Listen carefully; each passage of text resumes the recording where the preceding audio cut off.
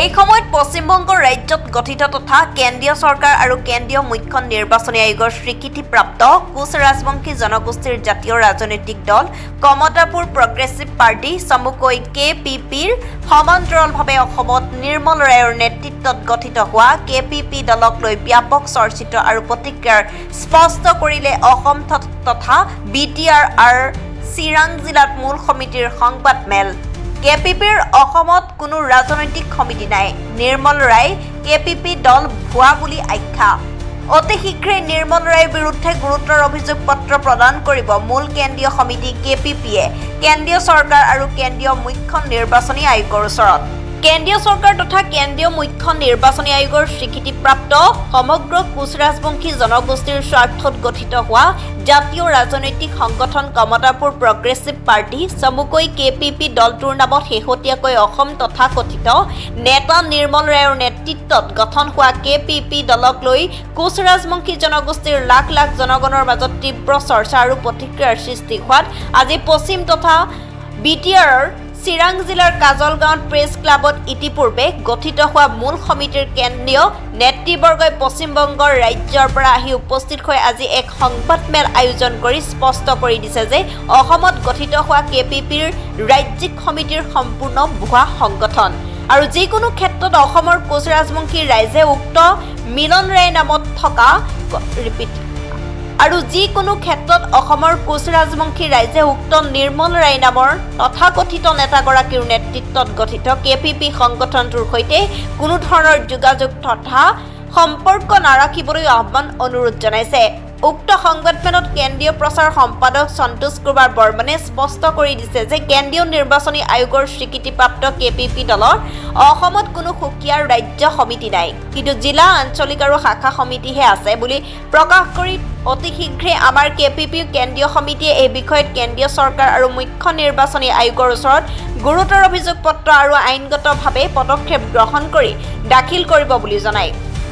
উক্ত সংবাদমেলত কেন্দ্ৰীয় সাধাৰণ সম্পাদক উত্তম কুমাৰ ৰায়, সহকাৰী সম্পাদক পুলিন ৰায়, কেন্দ্ৰীয় সদস্য দিলীপ বৰ্মনকে ধৰি চিৰাং আৰু কোকৰাঝাৰ জিলাৰ সভাপতি সম্পাদকৰ লগতে বহু নেতৃবৃন্দ উপস্থিত আছিল বুলিও প্ৰকাশ কৰে।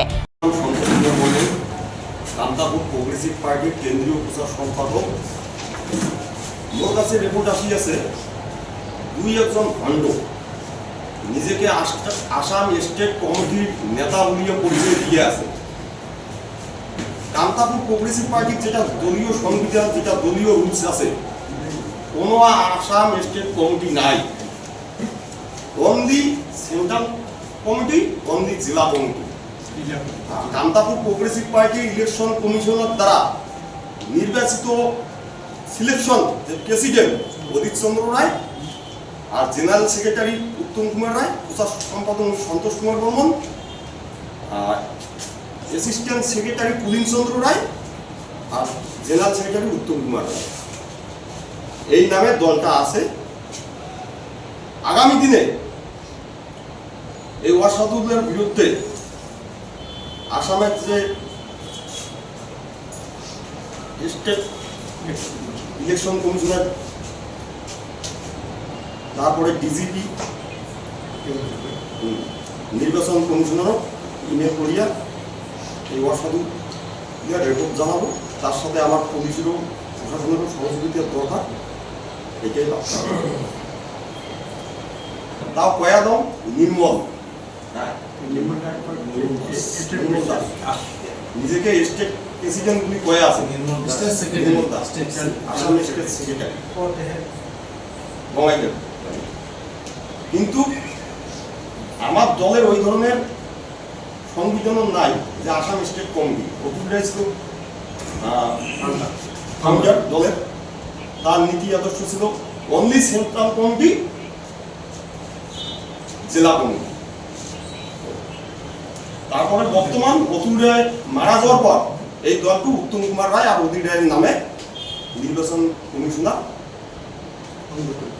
অনুমোদন দেয় এবং কপি সার্টিফিকেট।